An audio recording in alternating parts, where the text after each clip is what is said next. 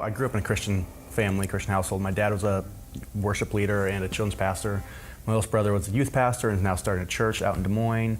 And so it just kind of grew up in this whole idea of God and church. And yet, unlike so many other adolescents who choose to follow a different path of faith during their college years, Conner McGinnis stuck with his conservative Iowan roots, proving to be more and more difficult as time went along. And then I came to school here and started going to parties a little bit, started being involved in that kind of scene because I was in sports and I was kind of an outcast if I didn't, and then started getting crap for not drinking, and they found out I hadn't ever had sex with a girl. Conner showed up and he was like the sports guy. At this first meeting, he's like, I'm gonna run track, I'm a high jumper, I'm gonna play basketball.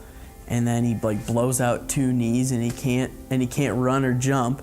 So then he thinks, well, I'll go out for swimming because he wanted to compete. Weighing 275 pounds in high school, Conner says he never wants to go back, even though it was that competitive drive that resulted in those injuries, costing him his varsity spot on the basketball team.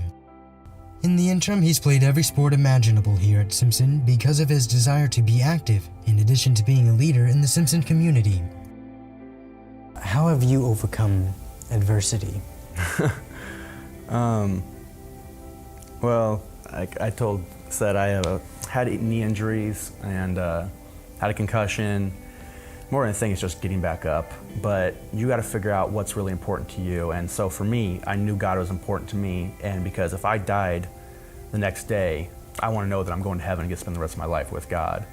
He's a very passionate person when it comes to people. He loves people. I've really seen him grow and mature and expand in his ability to see into people's lives and to care for people and to know them on a whole new level. And not only that, but then to be able to come alongside of them and walk with them through some of the journeys or through some of the sufferings or through some of the problems that they've had because of his journey.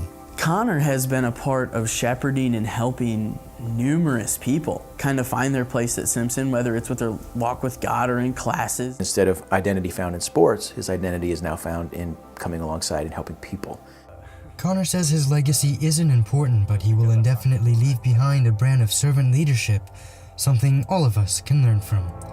Reporting for the Simpsonian, I'm Alex Kirkpatrick.